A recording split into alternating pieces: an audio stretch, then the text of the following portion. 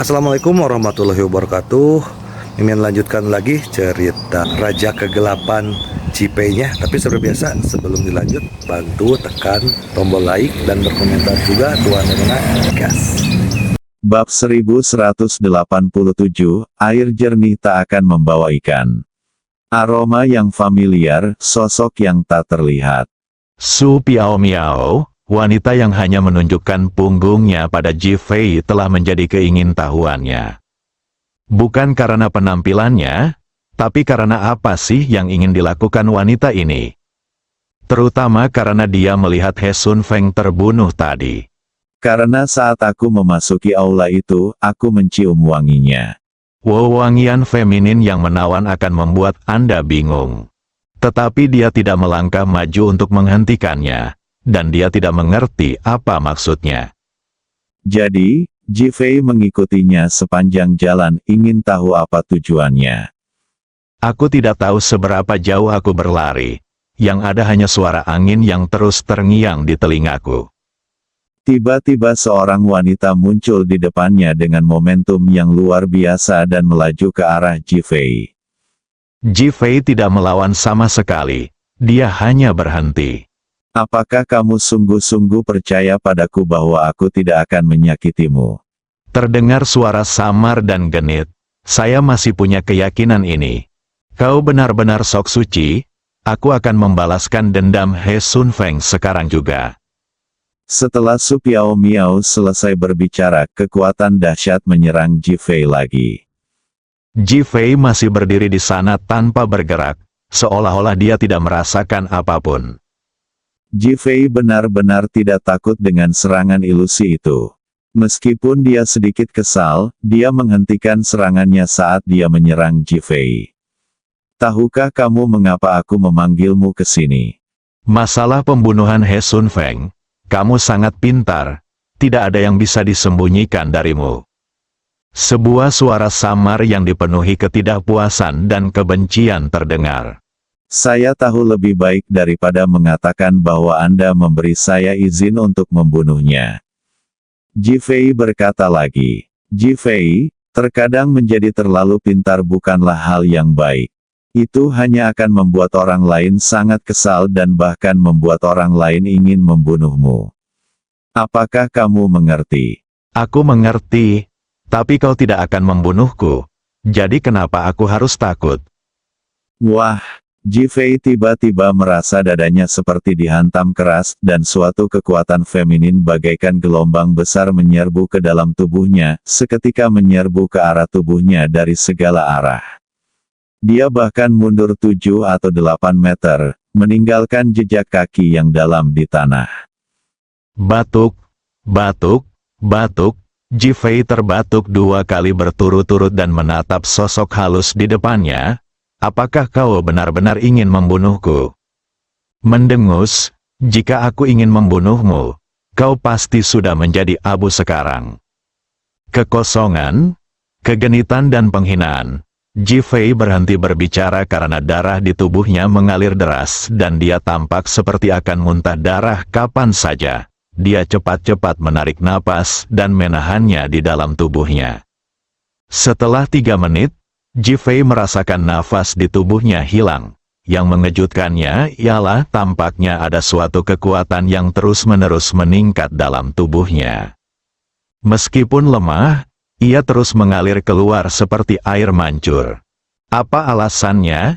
Ji Fei melihat ke depan dengan heran dan bertanya.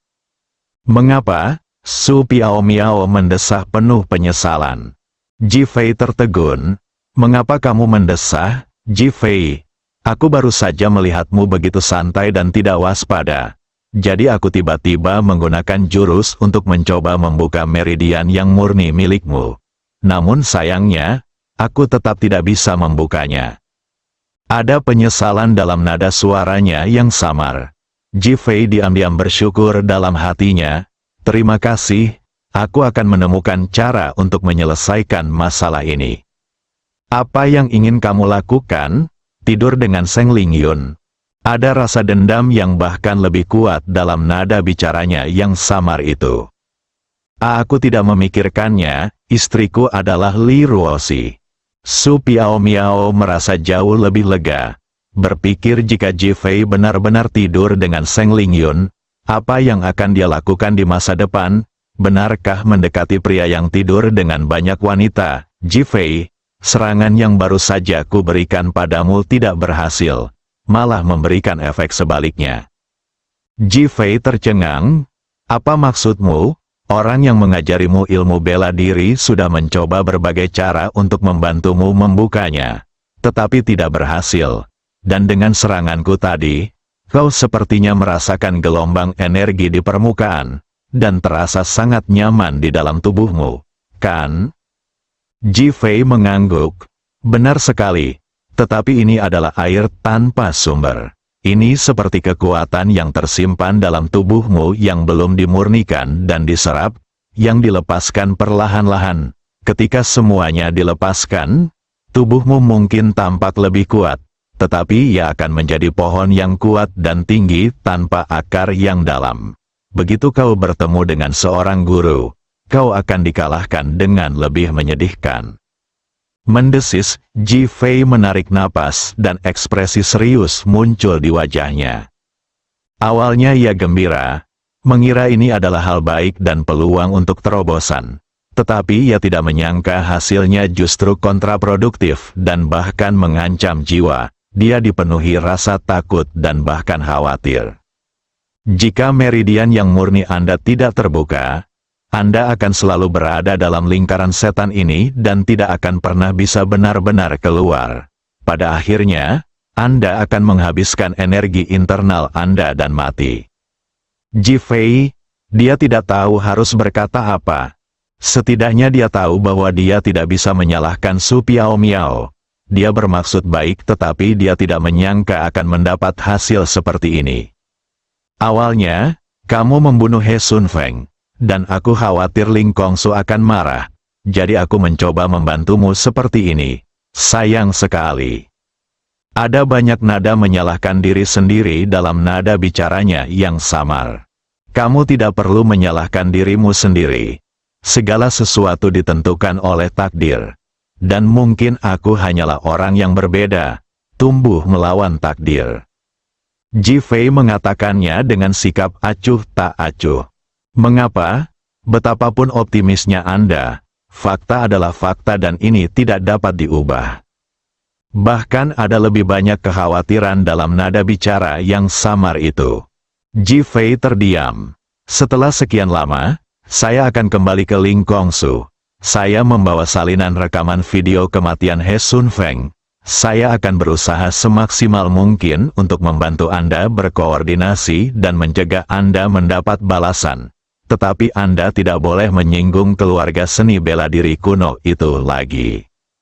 Ling Kongsu mengingatkan dengan khawatir. Bukan berarti saya menyinggung mereka. Tetapi tindakan mereka telah menimbulkan kemarahan publik dan merupakan penghinaan terhadap nama keluarga seni bela diri kuno. Dasar bodoh, bagaimana bisa ada begitu banyak tempat yang bersih? Apa kau tidak mengerti prinsip bahwa jika airnya terlalu jernih, tidak akan ada ikan? Jika semua keluarga seni bela diri kuno tidak memiliki masalah, lalu apa peran kita, Ling Kongsu? Jika memang begitu, dan mereka punya masalah, saya pasti akan mengambil tindakan terhadap mereka. Jifei berkata dengan tegas, kukatakan padamu, jika kau ingin mati, matilah sendiri, jangan libatkan wanita-wanita di sekitarmu. Su Piao Miao memarahi dengan kasar. Aku tahu maksudmu baik, tetapi kenyataannya adalah kamu, Ling Kongsu, tidak mampu mengelola keluarga seni bela diri kuno ini dengan baik, jadi masalah ini muncul. Kau tidak perlu ikut campur dalam urusan kami. Kalau sesuai dengan apa yang kau katakan, maka aku akan menindasmu sekarang juga. Apakah itu berarti aku juga akan menjadi orang yang memalukan? Dan kemudian kau akan membunuhku juga. Nada halus itu menjadi lebih keras dan udara mulai berfluktuasi.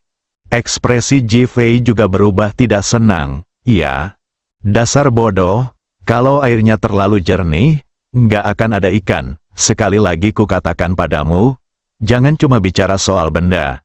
Kamu juga bisa bicara soal orang dan perasaan dengan cara yang sama. Kalau tidak, kamu akan gagal. Setelah Su Piao Miao selesai berbicara, dia menghilang dalam sekejap, seolah-olah tidak terjadi apa-apa dan dia tidak pernah muncul. Ji Fei mencium aroma wangi yang mulai menghilang, dan raut wajah yang sangat serius tampak di wajahnya. Benarkah jika air terlalu jernih, tidak akan ada ikan? Bab 1188. Aku merasa sangat familiar di sini keluarga Si. Si Dongpeng sangat gembira dan bersyukur melihat Ji Fei kembali. Tanpa Ji Fei, tidak akan ada keluarga Si. Dia segera melangkah maju dan berkata, Tuan Ji, tolong siapkan 5 tiket untukku ke Xiangqi. Ji Fei telah mengesampingkan kata-kata samar yang baru saja diucapkannya. Ada beberapa hal yang benar-benar tidak dapat ia terima karena melibatkan masalah konsep. Si Dongpeng segera mengangguk, tetapi wajahnya masih menunjukkan ekspresi berusaha membujuknya untuk tetap tinggal. Tuan Ji, bisakah Anda tinggal di Su selama beberapa hari lagi? Master Sekte Tang juga ingin mengobrol dengan Anda. Ji Fei teringat pada isyarat Su Piao Miao dan tahu bahwa kematian He Sun Feng telah menimbulkan kegaduhan. Dia tidak tahu betapa rumitnya hal itu. Dia menggelengkan kepalanya dan berkata, tidak, aku harus pergi ke kota Feng Huang di Hunan bagian barat. Ada yang harus kuurus.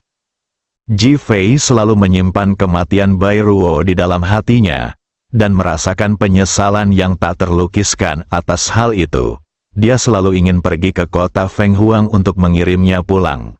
Kali ini, letaknya tidak jauh dari Xiangqi, jadi dia yang mengurusnya. Melihat bahwa dia tidak dapat membujuknya untuk tetap tinggal, Si Dongpeng hanya dapat mengangguk dan berkata, saya akan segera mengaturnya. Si Bin telah pergi ke kota Ningjiang. Dia meyakinkan Anda, Tuan, bahwa dia akan membangun kerajaan bisnis grup Li di masa depan untuk membalas kepercayaan Anda. Ji Fei mengangguk dan tidak berkata apa-apa. Dia percaya pada janji Si Bin. Terlebih lagi, Si Bin telah mengalami ini dan ini juga merupakan kebangkitan, dan dia pasti akan menjadi lebih kuat. Ji Fei naik ke atas dan membicarakan pengaturan dengan Li Ruoxi dan yang lainnya. Ketika mendengar mereka akan pergi ke kota Feng Huang di Hunan Barat, wajah Li Ruoxi menjadi sedikit lebih serius. Dia teringat saat terakhir kali dia diculik oleh Sulong, dirasuki oleh Dewa Gu, dan kemudian kehilangan ingatannya. Dia belum tahu bahwa pada saat ini, jiwa si Kou Jinyan, pemimpin Su Zonglen, Duan Zizu, istri pemimpin aliansi seni bela diri, dan Bai Ruo berada di dalam tubuhnya. Kalau dia tahu itu adalah arwah 3 orang dan dia harus membangun kembali arwahnya dan bangun, apa yang akan dia rasakan? Melihat perubahan ekspresi Li Ruoxi, hati Ji Fei bergetar. Kalimat samar tadi, jika airnya terlalu jernih, tidak akan ada ikan, terngiang di telingaku. Sepertinya aku tiba-tiba menyadari sesuatu. Bukankah istri Li Ruoxi yang tidur dengannya setara dengan memiliki jiwa 4 wanita? Memikirkan pertanyaan ini, Ji Fei tidak dapat menahan diri untuk menggelengkan kepalanya, ingin menyangkal gagasan ini. Namun setelah muncul, ia tidak dapat diubah, bahkan menjadi lebih intens. Ketika dia melihat Li Ruoxi, dia merasa seperti jiwa beberapa orang sedang bergoyang di depannya. Hal ini menyebabkan ketiga pandangannya mulai runtuh, dan dia bahkan merasakan ketakutan yang tidak dapat dijelaskan dan kerumitan yang tidak dapat dijelaskan. Ada apa, suamiku? Li Ruoxi melihat ekspresi Ji Fei terus berubah dan bertanya dengan khawatir di wajahnya.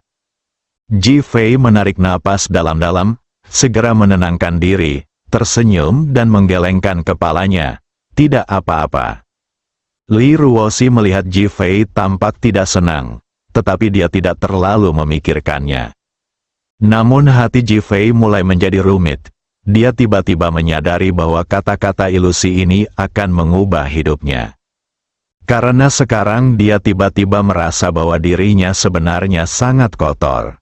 Sore berikutnya, Jifei membawa 4 wanita ke kota Fenghuang. Phoenix Town tetaplah Phoenix Town, dan masih terlihat sedikit berbeda karena kedatangan mereka. Namun, ketika penduduk kota Fenghuang melihat Jifei lagi, banyak di antara mereka yang memasang ekspresi rumit di wajah mereka, dan lebih banyak lagi orang yang melihat ke arah Gunung Phoenix di kejauhan. Kota Fenghuang terkenal dengan Gunung Phoenix-nya, tetapi terakhir kali Phoenix terlahir kembali, hasilnya adalah gunung tersebut runtuh dan Phoenix menghilang. Jifei kembali memasuki rumah panggung penginapan Bai Suizai. Begitu dia menaiki tangga, dia merasakan kesedihan dan penyesalan yang tak dapat dijelaskan. "Tuan, apakah Anda menginap di hotel?" Sebuah suara manis datang dari lantai atas. Jifei melihat ke arah suara itu, tubuhnya gemetar, dan dia membeku di tempat. Bukan hanya dia, bahkan Seng Lingyun dan Huo Lei pun tercengang. Bukankah ini Bai Ruo? Dia memiliki wajah lancip, bibir tipis, kulit cerah, pinggang ramping dan tubuh tinggi. Seluruh orang itu terlihat sangat lembut, bahkan selembut genangan air, seolah-olah dia bisa melelehkan pria terkuat di dunia. Kedua pria itu segera menatap Jifei dengan pandangan penuh konfirmasi. Mata Jifei langsung menjadi basah. Bai Ruo, sambil berteriak, dia hendak maju ke depan. "Keok!" Wanita itu tertawa seperti lonceng perak. Tawa wanita itu membuat tubuh Jifei berhenti seketika. Dia menatap wanita itu dengan heran, karena itu bukan suara Bai Ruo. Berada bersama Bai Ruo, dia mengetahui karakteristik Bai Ruo. Dia tanpa sadar menatap tangan wanita itu. Meski tangannya putih dan halus, namun tak dapat dibandingkan dengan tangan Bai Ruo. Ekspresi Jifei menjadi gelap dan sedikit kesedihan muncul di wajahnya. "Namaku Bai Sui. Bai Ruo adalah adikku. Kalianlah yang membawa pergi adikku, kan?" Wanita itu memperkenalkan dirinya. Ketika Jifei mendengar nama itu, tanpa sadar ia teringat pada 3.000 perairan lemah. Meskipun kata Ruo adalah homonim, maknanya sangat jelas. Menatap Bai Sui, ekspresi malu muncul di wajahnya. "Apakah kalian kembar?" Bai Sui menggelengkan kepalanya.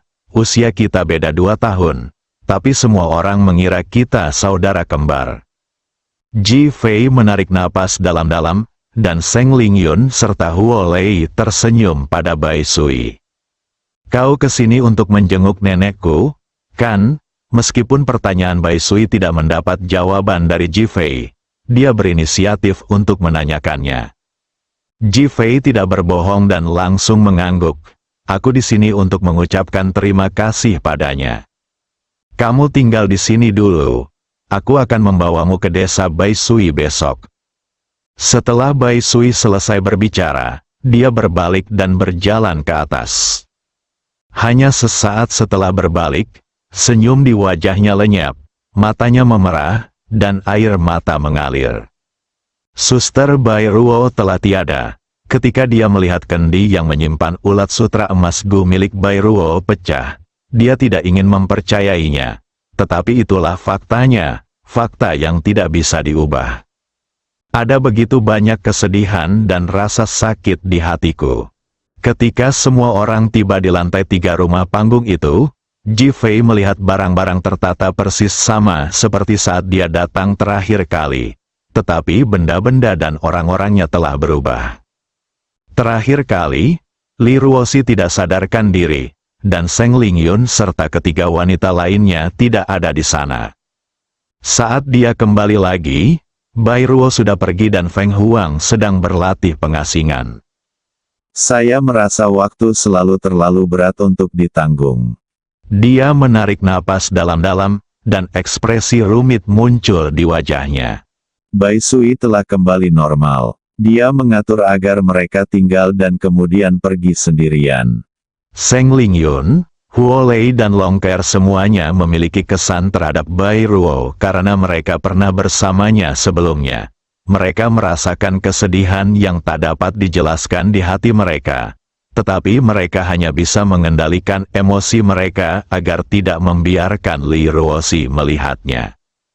Meski begitu, Li Ruoxi terus berjalan mengelilingi rumah, memandang ke sekeliling, sesekali mengambil barang-barang yang dipajang untuk dilihat, dengan ekspresi mata yang terus berubah-ubah. Tindakannya membingungkan Jifei dan yang lainnya. Untuk waktu yang lama, air mata benar-benar mengalir di sudut mata Li Ruoxi. Jifei dan yang lainnya semuanya tercengang. Mungkinkah jiwa Bai Ruo di tubuh Li Ruoxi mengetahui hal itu dan kembali? Beberapa orang saling berpandangan, dengan tatapan penuh pertanyaan yang sama di mata mereka. Tepat ketika mereka penasaran dan bingung, Li Ruoxi tiba-tiba menangis dan berkata, "Saya merasa sangat familiar di sini." Bersambung,